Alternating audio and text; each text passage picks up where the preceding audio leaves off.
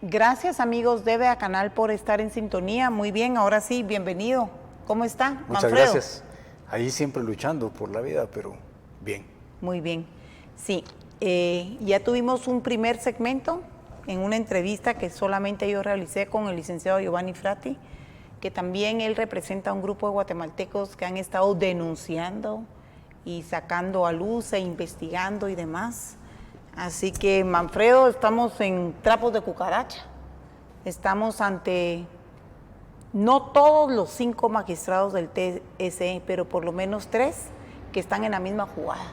Y que es lamentable, y creo yo que es momento que el resto de magistrados que pudieran no estar de acuerdo levanten su voz, hagan un comunicado y se zafen, porque la justicia sigue.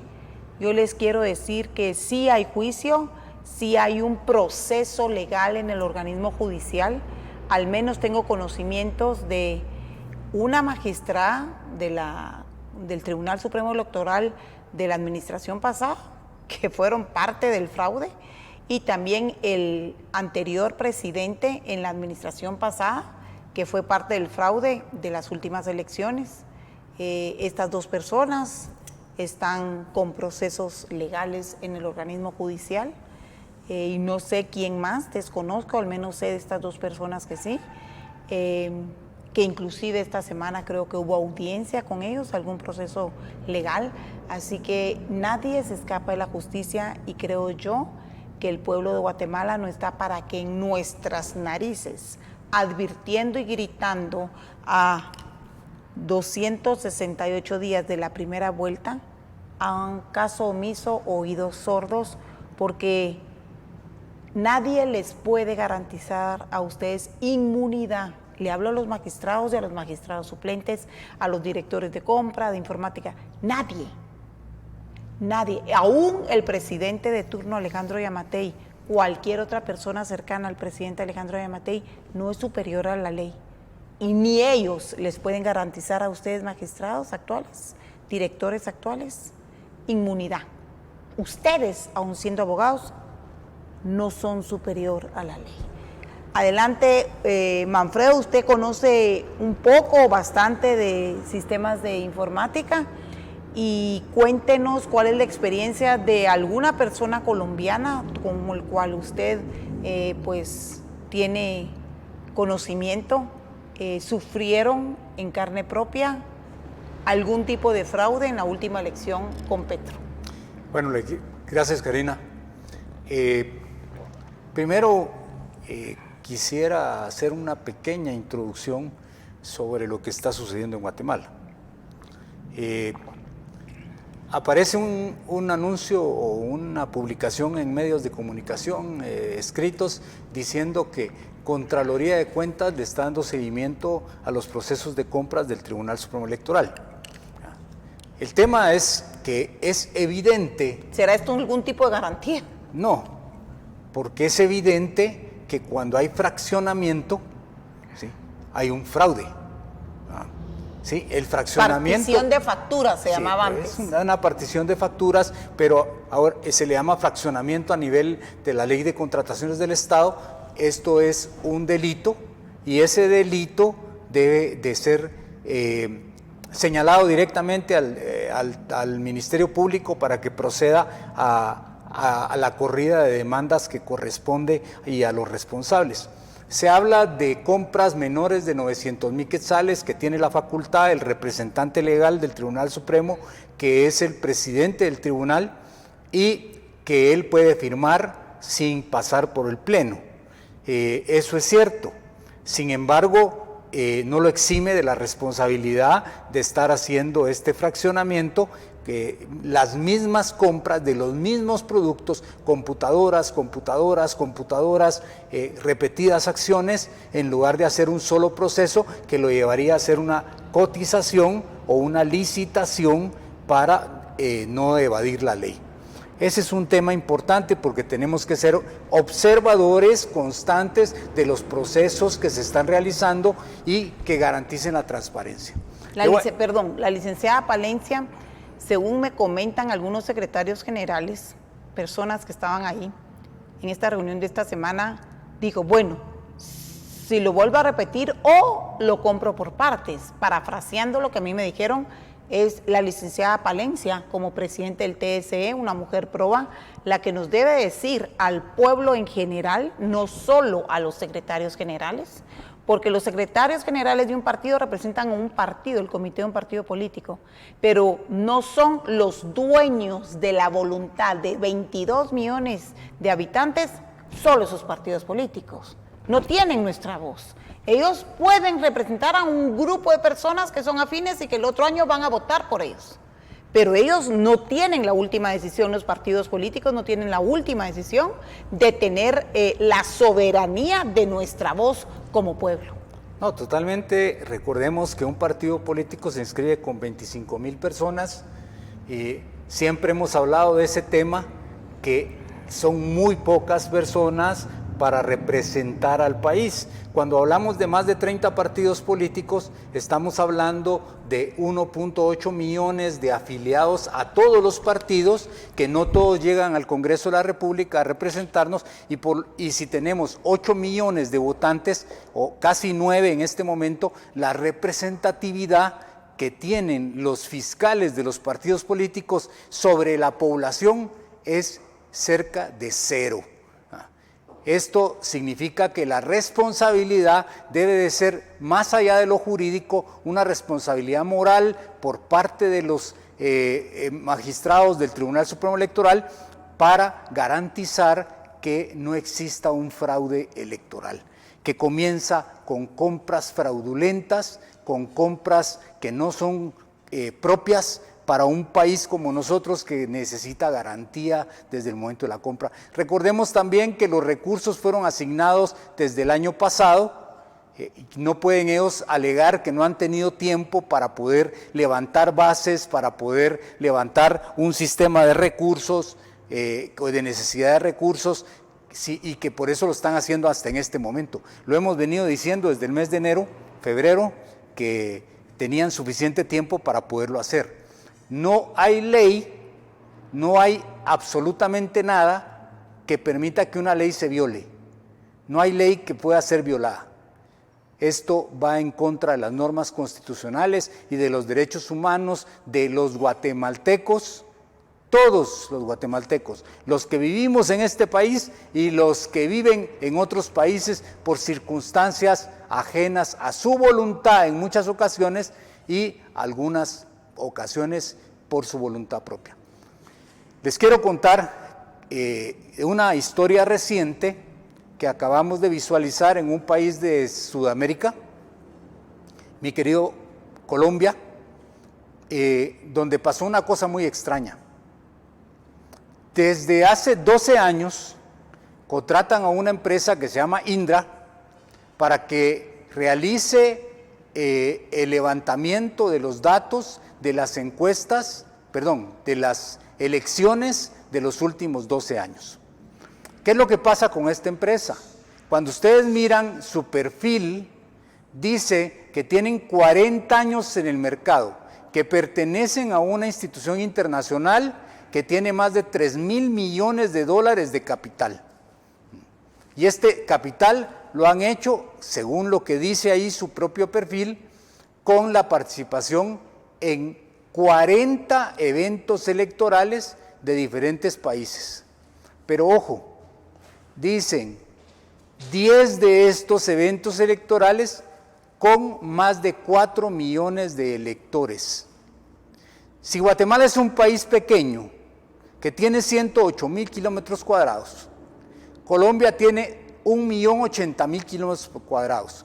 Quiere decir que es exactamente 10 veces el tamaño de Guatemala. En Guatemala no llegamos ni a los 9 millones de empadronados, en Colombia rebasan los 40 millones de empadronados. Desde ahí viene el fraude. Escoger a una empresa que solo ha trabajado en el 90% de países que tienen menos de 4 millones de habitantes, de votantes. No puede ser.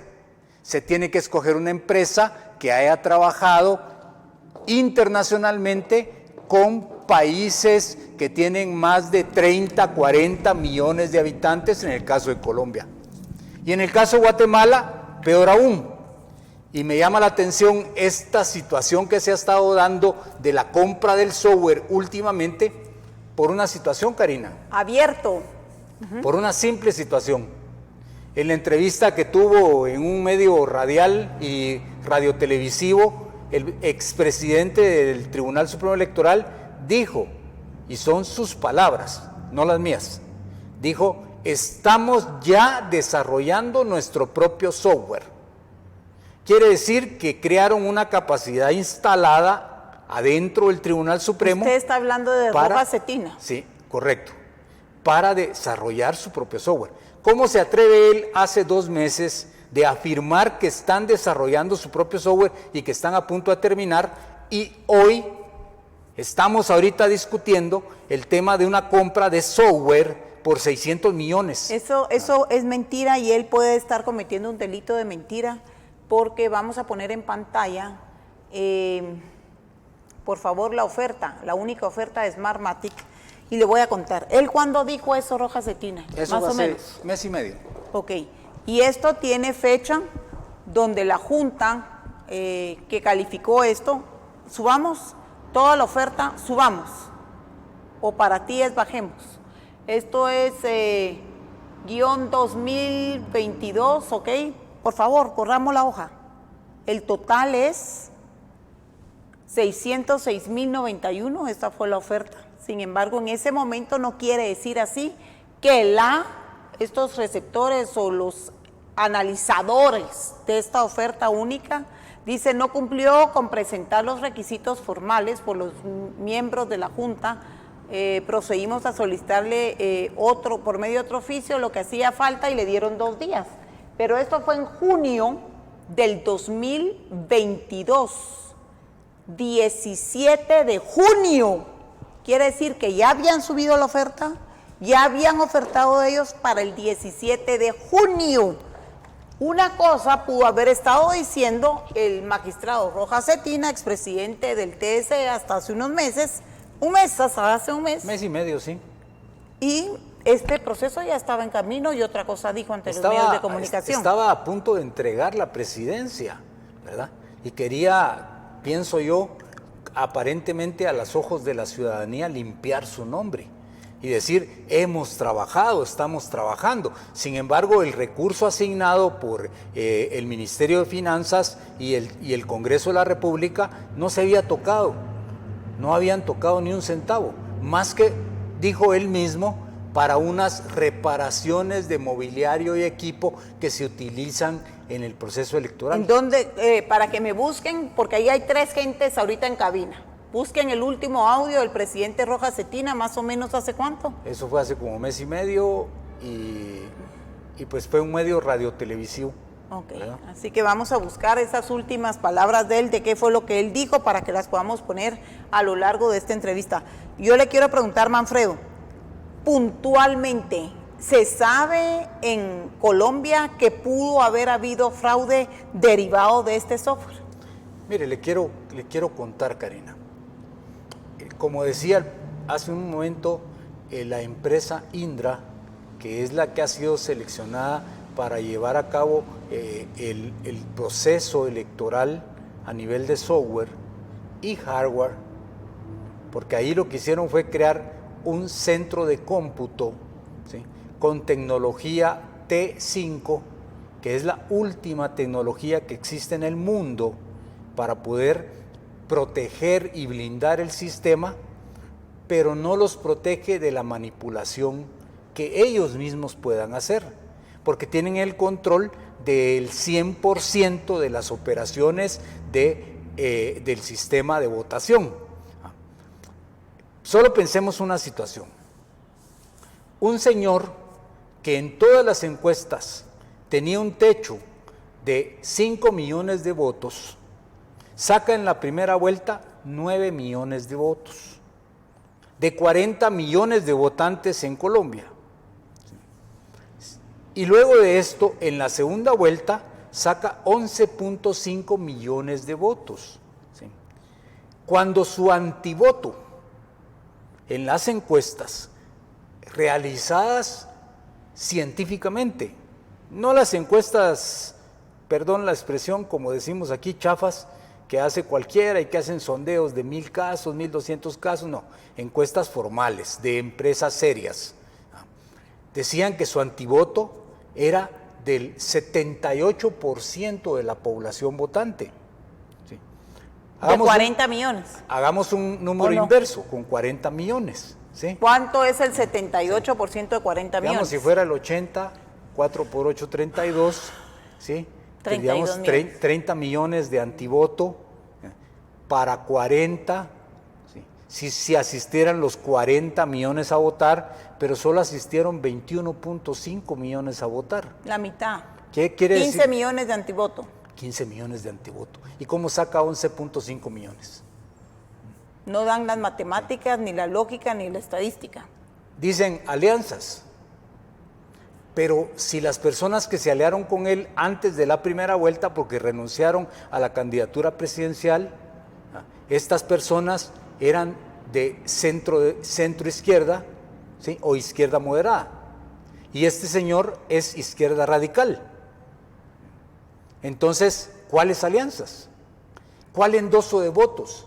Si todos los que se aliaron con él no sumaban ni el 3% de los votos de todo el país. No hay de dónde sacar esa cantidad de votos a favor. No hay de dónde sacar esa cantidad. Ok, ¿qué se sabe allá? Que muy rápidamente aparecieron ¿cuántos votos así? 2 millones de votos, de la noche a la mañana. ¿Y con qué diferencial le ganó él a su contrincante? Con 1 millón de votos. El otro sacó 10.5 millones.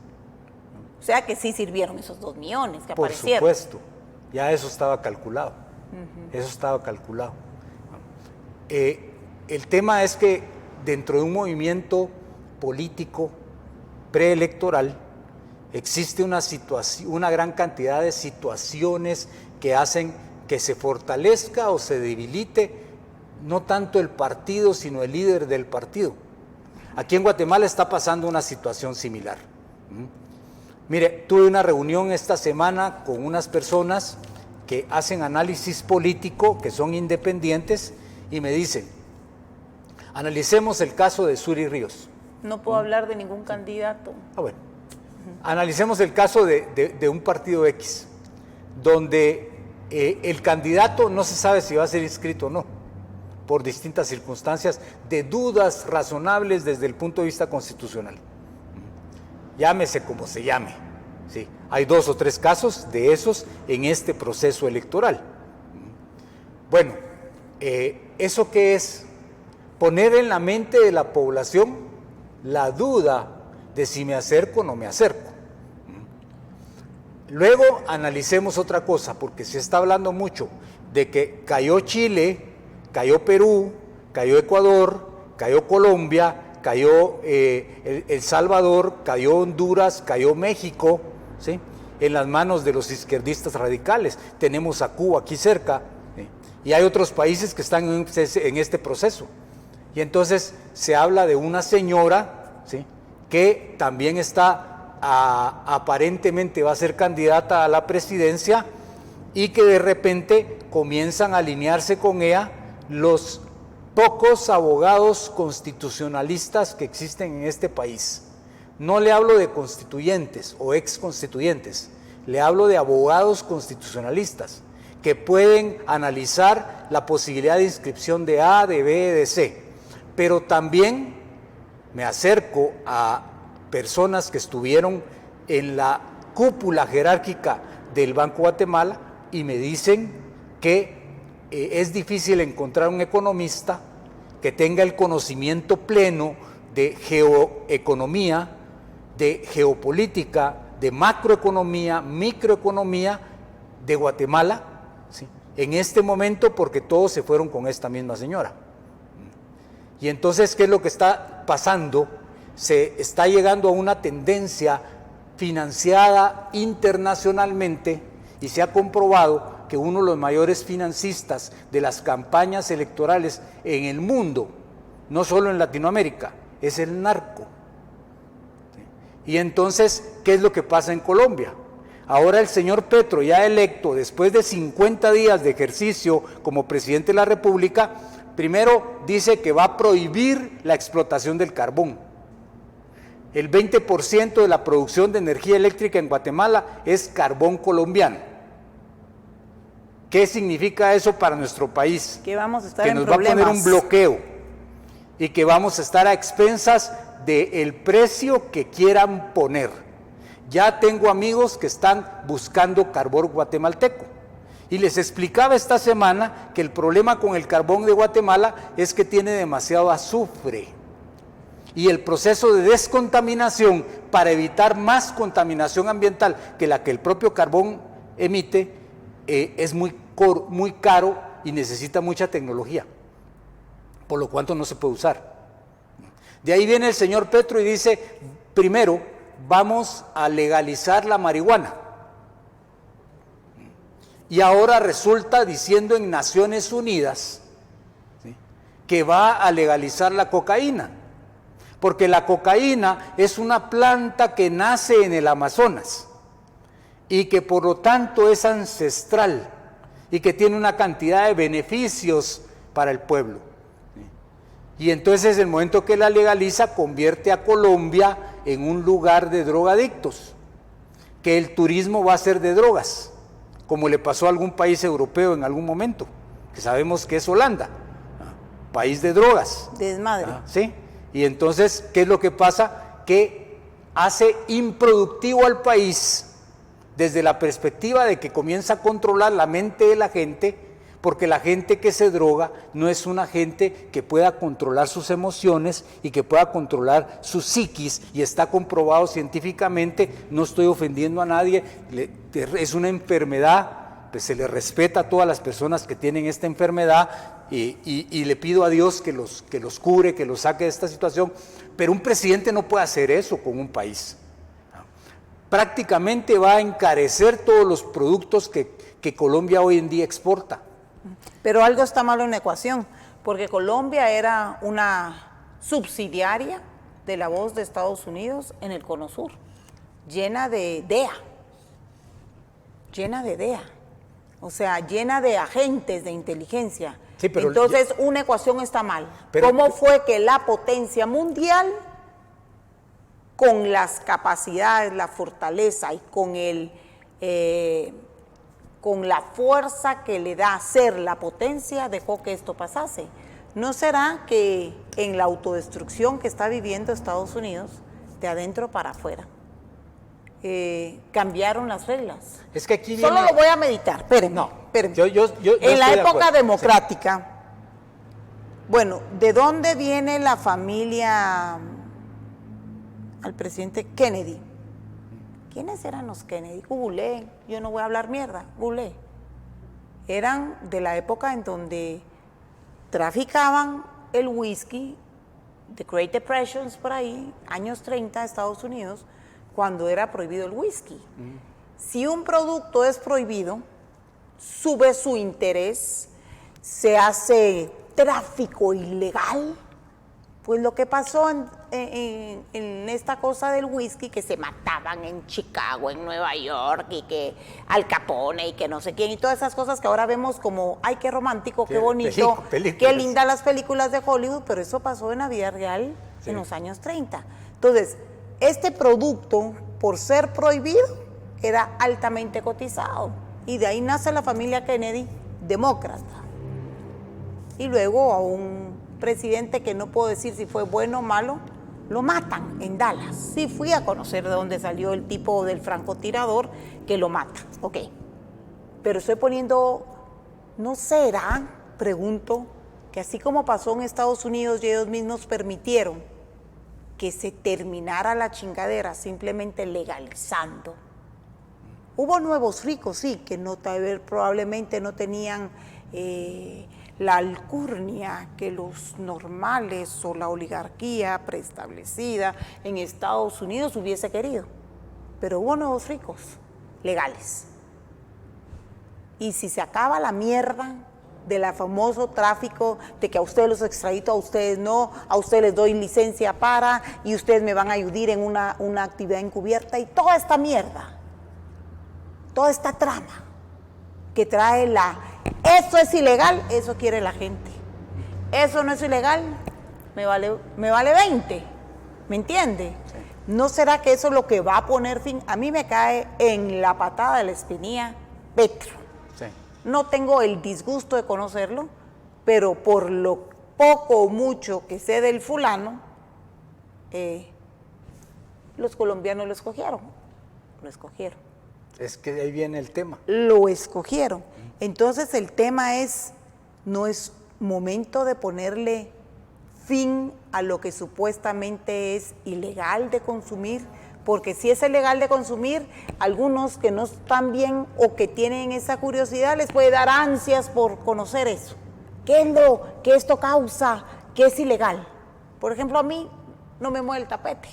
Ni fumo, ni bebo ninguna bebida alcohólica. Nunca he probado ninguna maldita droga. Y si ahorita dije maldita, fue con los 5 sentidos en mi cabeza.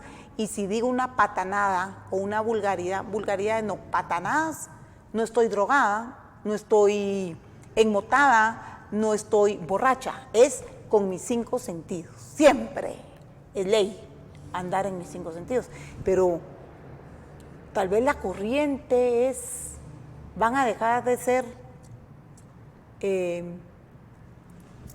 fuera del sistema y tal vez viene el proceso de que se abren las ventanas que van a ser dentro del sistema, porque regreso a mi misma tesis y ahorita le doy la palabra.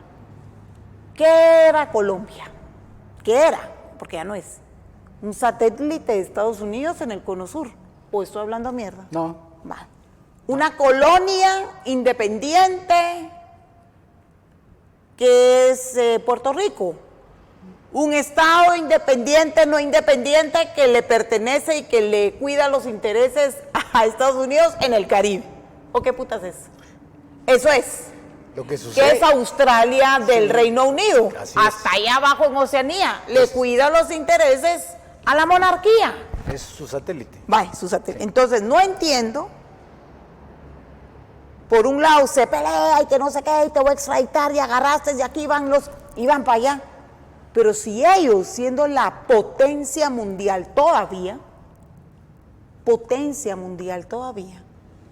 permitieron que eso pasara en el Cono Sur, no entendemos qué puta está pasando, ¿sí? Mira, aquí hay varias situaciones. Yo no entiendo. Hay varias situaciones a examinar en un periodo tan corto de tiempo, de 50 días de gobierno, como el nombramiento del señor Iván Velázquez como ministro de la Defensa, un antimilitar declarado, ¿sí?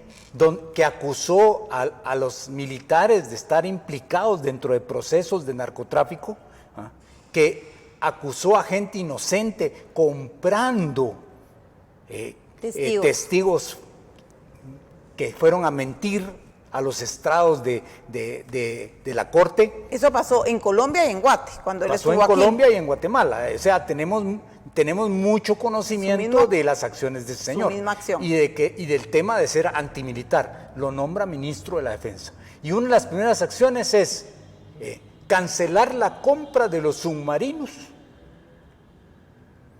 que se iban a utilizar para el control del narcotráfico. Cancelar la compra de los helicópteros que se iban a comprar para el control del narcotráfico. Se contradice. Sí. Permitir la salida de 60 generales del ejército colombiano que tenían la experiencia, el conocimiento y la juventud, porque no eran de 70 y no sé cuántos años, ni siquiera llegaban a los 60 años, 50 y pico de años los generales que se retiraron.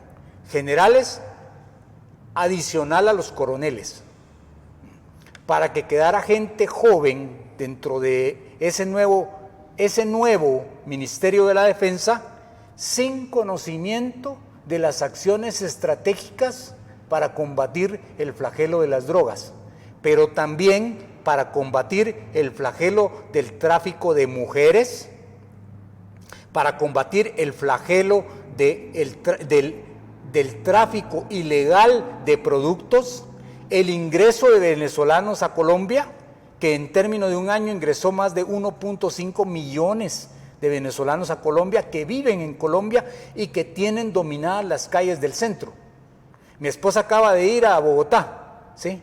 Y salió corriendo del centro cuando vio que un tipo le estampó un palazo en la cabeza a una señorita. Cuando la tenía tirada en el suelo, le metió otro palazo, le destrozó el cráneo y le robó la bolsa. Y era venezolano. Cuando lo capturan, venezolano. Y mi esposa, oyendo las declaraciones de los policías, donde decían: necesitamos el apoyo del ejército para contrarrestar esta ola de venezolanos que nos mandó Maduro para hacer desgracia al país. ¿Sí? Yo no digo que todos pero los ya venezolanos. se fueron 50 coroneles y generales. Ya 60 generales. Entre ellos. Más otra cantidad de coroneles. Y ya entonces, no están. Ya no están. Entonces, ¿qué es lo que piensa hacer este señor? Está destruyendo la estructura de seguridad nacional. ¿Por qué? Porque por fin, como no pudieron con las armas, ¿sí?, llegaron al poder por el medio político. Y es lo que está pasando en Chile, en Perú, sí, en que Ecuador. Que este Boric ya la tiene difícil. Y que ya la gente... Se va a tener que comenzar a comportar como hombre. La gente está desesperada y la gente no entiende que si no votó por él, ¿cómo es presidente de la República cada uno de esos países indicados? Mire lo que está pasando en México ahorita. Las declaraciones de la misma señora ex fiscal general de Guatemala, Claudia Paz y Paz, ayer en CNN. No lo vi, ¿qué dijo? Sí. Está hablando de lo que pasó en Atliscaya, de los 43 muertos, desaparecidos, ¿sí?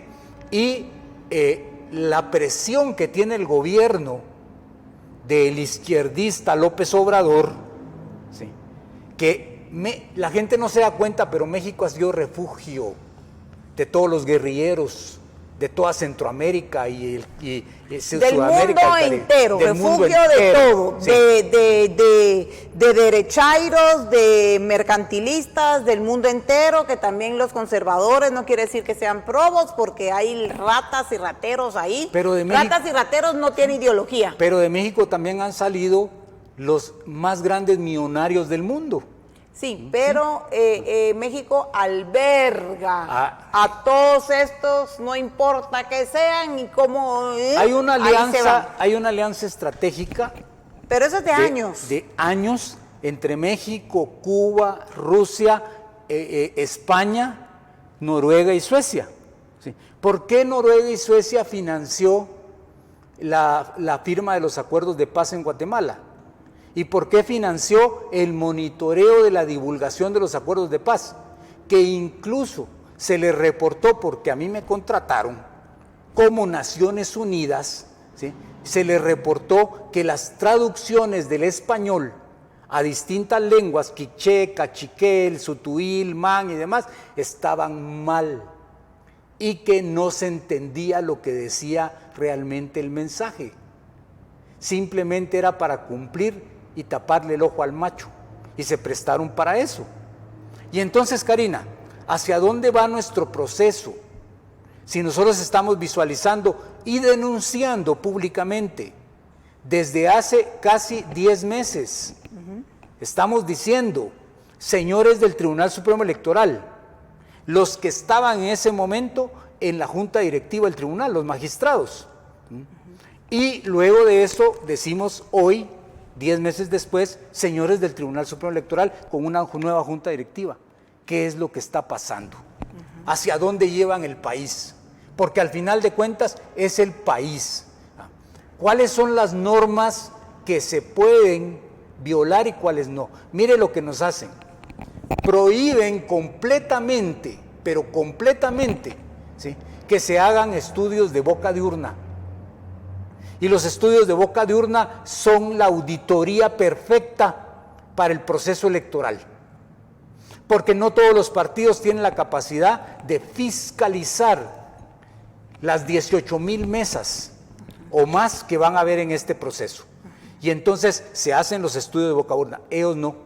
Se reforma la ley de la mano del Congreso de la República, siguiendo intereses particulares, y lo que hacen es decir: no se pueden hacer estudios de boca de urna. y automáticamente usted deja enmudecido, ciego, ¿sí?, desde una visión externa profesional a todos los partidos políticos, porque esos estudios nos retroalimentan. Lo mismo pasó en Colombia y lo mismo hicieron. Sin embargo, siempre se levantan estudios de boca de urna, y en los estudios de boca de urna aparecía como ganador el otro candidato, no Petro. O sea que Podemos, primero Dios, no. Este fin de semana son las elecciones en Brasil. Primero Dios y no haya fraude. Porque el último reservorio del Cono Sur es Bolsonaro. Ahora bien, ¿qué pasó en Guatemala? Si ya sabemos lo que está haciendo Iván Velázquez en Colombia, conjuntamente con su amiguito Petro, imagínense que aquí la ley electoral y de partidos políticos la modificó, se modificó en el Congreso por órdenes de Iván Velázquez y la extinta CICIG. Calculen. ¿Por qué? Calculen. ¿Por qué? Piensen y analicen. Ahora hay bien, una cosa interesante que yo no quiero dejar de decir, Karina, porque usted sabe que yo no tengo pelos en la lengua, ¿sí? ¿Quién puso a Iván Velázquez aquí en Guatemala? ¿De quién es amigo Iván Velázquez desde que era presidente de la Internacional Socialista, el señor que está de secretario general de las Naciones Unidas? ¿Y por qué él nombró a Iván Velázquez aquí? Y cuando Iván Velázquez sale expulsado de este país por las cochinadas que hizo, y nadie lo responsabiliza por las muertes y los ataques, como el del muchacho que estaba jugando fútbol en Futeca. Nadie lo responsabiliza, a él, que trajo a estos mafiosos. Y por tantos muertos, incluido tantísima gente inocente, hogares destruidos, y sangre que pasaron derramada, años. Nombres de familias destruidas. Imagínense el exministro de Gobernación, Raúl Velázquez, cuando sale del día de la cárcel, porque lo dieron el fallo fue libertad absoluta. Usted no fue culpable, usted es inocente. Pero había estado años en la cárcel. 8 años, 7 meses, 17 días, y así lo dijo. Sí, hoy recupero mi vida, pero perdí 8 años, 7 meses, 17 días de estar a la par de mi familia, de estar a la par de mis amigos, de ejercer mi función profesional, mi trabajo, quedé en la quiebra. Y el señor Velázquez, jajaja, jijiji, sale de aquí expulsado y lo nombran asesor en Naciones Unidas. Sí. Eso quiere decir que Naciones Unidas, siempre lo dijimos, ha estado metido en todo este complot en contra de la humanidad, junto con el Foro Económico Mundial y Compañía Limitada. Ahora bien, yo pregunto, hagamos un análisis. ¿Dónde ha estado la Organización de Estados Americanos? ¿Dónde ha estado la OEA en todos estos procesos que ya pudimos, los estamos ejemplificando para que usted comprenda el nivel de preocupación que varios tenemos e invitarlo a usted que se preocupe? No va a ser dentro de no sé cuántos años y que ahí sus hijos y nietos lo resuelvan. Es nuestro presente y nuestra preocupación, porque estamos en la antesala de que se vuelva a dar aquí en Guatemala, y en el nombre del Eterno no vamos a permitirlo, y va a levantar hombres y mujeres valientes en el MP, hombres y mujeres valientes en el OJ, hombres y mujeres valientes hijos de Hashem, no de Satán, en la Contraloría, hombres y valientes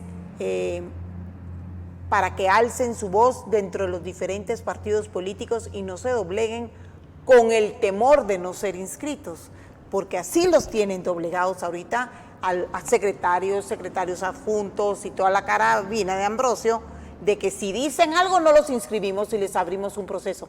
Levanten su voz, denuncien, que pueda más la libertad de toda una nación que alguna ilusión que puedan tener en un cargo. Muy bien, ¿dónde ha estado la OEA?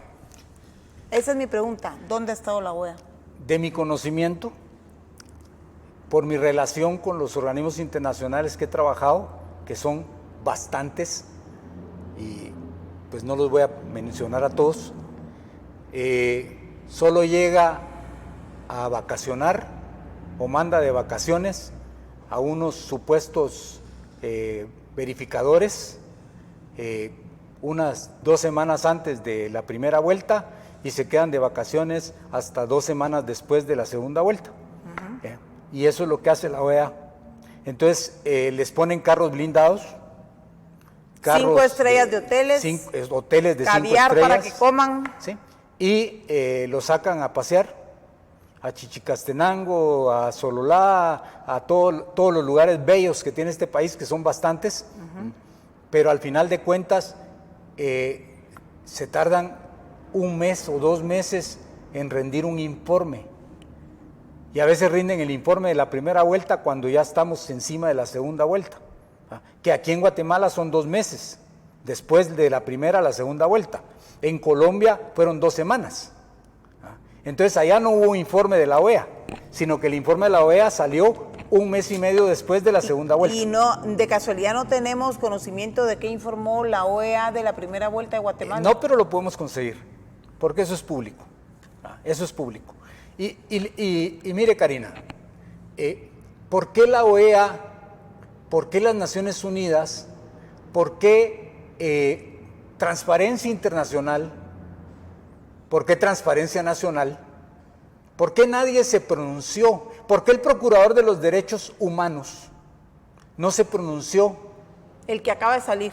El que acaba de salir, el señor que anda de vacaciones ahora huyendo del cumplimiento de la ley. Pues yo no sé si Iván Velázquez, Jordán Rodas anda huyendo o si tiene planeado regresar, porque aparentemente un grupo y un partido político en Guatemala quisiese postularlo como candidato a vicepresidente el próximo año.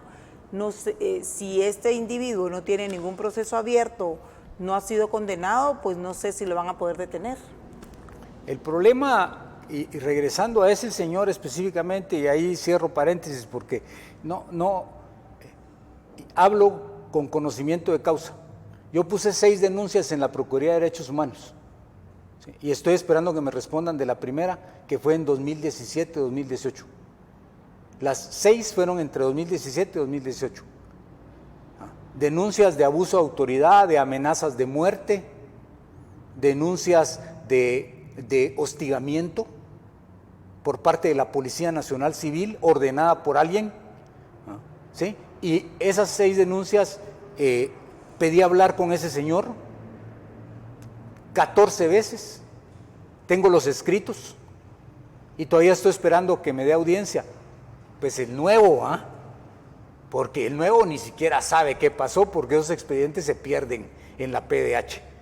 Entonces, cuando hablamos de visores internacionales de Naciones Unidas, visores internacionales de la OEA, sí, los de Naciones Unidas comprometidos, con el respeto que ellos se merecen como profesionales, pero ellos reciben órdenes y dice que las órdenes se cumplen, no se discuten. Además, van bajo parámetros establecidos a nivel internacional, aprobados por el Secretario General de Naciones Unidas, que ya sabemos cuál es su tendencia ideológica y por qué está pasando todo esto en el mundo. Usted ahorita me está dando una luz. Mientras nos vamos a ver el noticiero de esta semana, noticiero político, y agradecemos a todos los partidos políticos que participan aquí en Vea Canal, sin distinción, ni credo, ni demás, o sea, ideología. Yo quiero, por favor, que rápidamente me investiguen porque debe de ser un documento público. Quiero ver la hoja de vida, el CV, de todos los magistrados titulares. Así que tienen tiempo, mientras está el noticiero, ustedes lo buscan, por favor, y los vamos a transmitir. Breve pausa. Dejo el noticiero en este momento y regreso enseguida con ustedes. No cortan la señal de las redes sociales, la dejan. Ya vengo.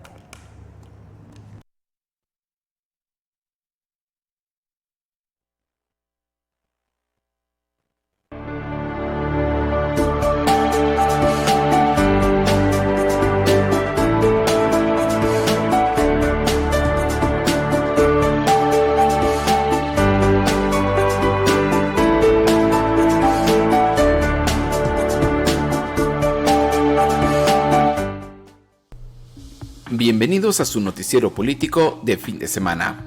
A continuación, la información más relevante durante la semana de los diferentes partidos políticos que compiten para la carrera electoral 2023. A través de Instagram, el Partido Azul publicó: con mucho orgullo empezamos este fin de semana con las asambleas extraordinarias de postulación.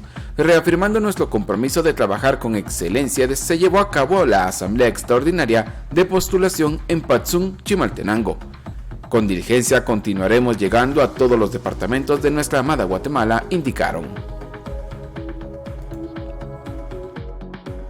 El Partido Republicano realizó una jornada de capacitación y afiliación en Izabal, donde fueron recibidos por cientos de personas.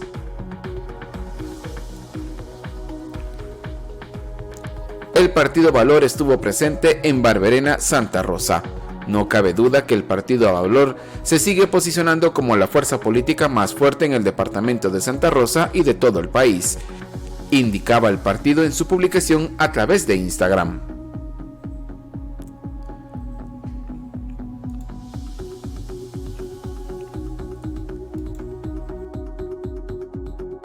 El Partido Valor estuvo presente en Huehuetenango. Julio Ambrosio, coordinador municipal, la secretaria nacional de la Juventud, Yaneli Castillo, y el secretario departamental de Juventud, Marco Tulio Ruiz, del Partido Valor, estuvieron en una jornada de formación, organización y afiliación con el equipo de jóvenes del departamento y municipios de Huehuetenango, donde los jóvenes expresan su interés por construir una nueva historia para Guatemala.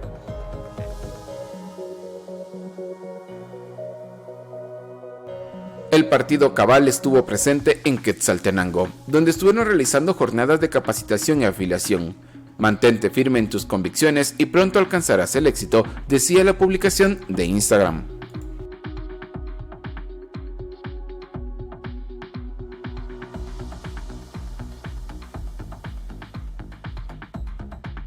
En la zona 7 de la ciudad capital, en la colonia El Granizo 2, estuvo presente el Partido Cabal, llevando una jornada de capacitación y afiliación para todas las personas interesadas en su ideología.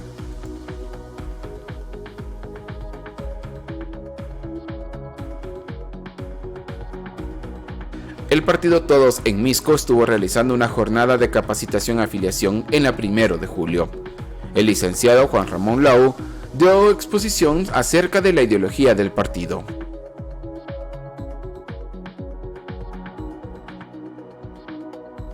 Con gran éxito realizó una primera asamblea de postulación en el municipio de Coatepeque, Quetzaltenango, el Partido Viva. Contaron con la presencia del secretario general Armando Castillo, Jorge Castro, secretario general adjunto, y Neary Mazariegos, secretario departamental de Quetzaltenango. En la asamblea se juramentó a la planilla postulada que participará en contienda electoral del 2023.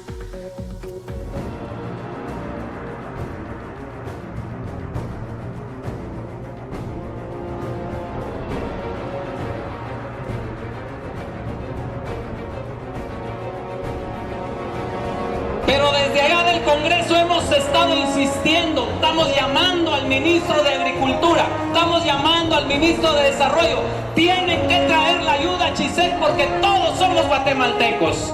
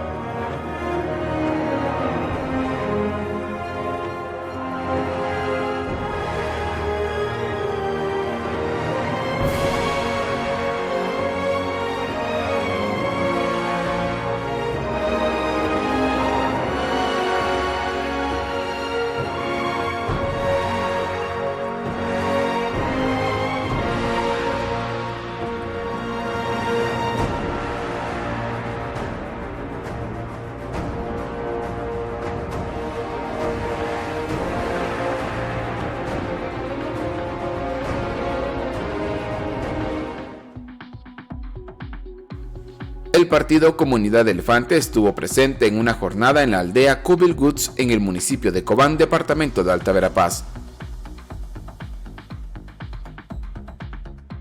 Nosotros en la Comunidad Elefante creemos en la República como sistema, que no es más que el establecimiento del orden y la autoridad en un territorio determinado.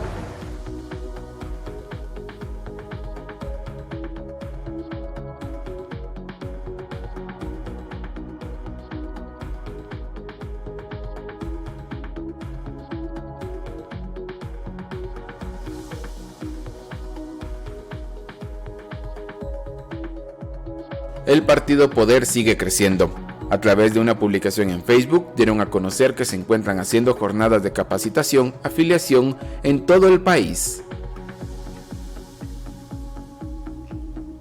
El Partido Humanista, a través de la UFCA, la Unidad de Formación y Capacitación de Afiliados, en cumplimiento con los deberes cívicos, realizaron el curso Proselitismo y Campaña Anticipada, con la participación de líderes de diferentes zonas y municipios del departamento de Guatemala. El partido PIN estuvo presente en el mercado 3 de mayo en la zona 6 capitalina. Complacidos de convivir con personas trabajadoras, enérgicas y siempre dispuestas a sonreír mientras dan lo mejor de sí en el día a día, indicaba su publicación de Facebook. El partido Vamos se hizo presente en Suchitepeques. El pasado fin de semana se realizaron con total éxito las aperturas de sedes municipales y jornadas de afiliación en los municipios de San Pablo Jocopilas y Pueblo Nuevo Suchitepeques, actividades que contaron con participación de integrantes del Comité Ejecutivo Nacional y Departamental. De igual forma, el partido Vamos realiza una gira de formación, capacitación política e inauguraciones de sedes en distintos municipios del departamento del Quiché, cerrando la gira en el municipio de Santa Cruz del Quiché, donde una gran cantidad de afiliados representantes de las comunidades del municipio se hicieron presentes. Esta actividad contó con la participación de miembros del Comité Ejecutivo Nacional, liderado por el licenciado Víctor Valenzuela, quienes dieron acompañamiento a los secretarios departamentales José Lemus y Gracie de León. El representante nacional del partido Podemos estuvo presente en Aldea Guior, en Camotán, Chiquimula. Durante la actividad estuvieron presentes durante la final de un campeonato de fútbol juvenil. Pronto conocerán nuestras propuestas para el deporte en todo el país, indicó Roberto a través de sus redes sociales. Posteriormente se encontraban visitando y haciendo un recorrido en el Mercado Central y el Parque Central de Chiquimula. Los más importantes para un político es escuchar a las personas para poder ofrecerles soluciones reales. Juntos haremos grande Guatemala, cumpliendo con el artículo 20, inciso H, de la Ley Electoral y de Partidos Políticos. Si se puede contra el sistema. Podemos, indicaba la publicación en Facebook.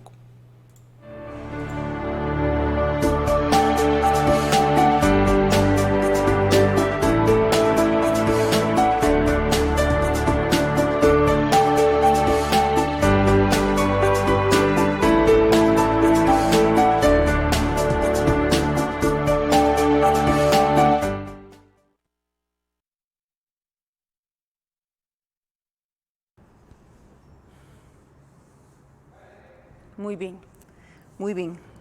Lindo trabajo, ¿verdad? La verdad, Muchos sí, partidos, gracias verdad, a Dios. Sí. Y sabe, cada vez que vengo me admiro del trabajo que hacen los muchachos, pero me admiro también de que los partidos están confiando en Vía Canal, mandando la información, sabiendo que no estamos transgrediendo la ley y que aquí se habla de manera objetiva. No estamos sindicando de nada malo a nadie, ni tampoco aplaudiendo a nadie, porque no es nuestra tarea. Nuestra tarea es analizar el proceso electoral y definir qué puede pasar o sobre qué aspectos se puede violar la ley y que este proceso sea fraudulento. Ese es nuestro trabajo. Sí, sí, esa es nuestra tristeza, nuestra inquietud, nuestra frustración, ¿verdad? Creo que para la otra semana les vamos a tener esto que les habíamos ofrecido, la hoja de vida de cada uno de los diputados.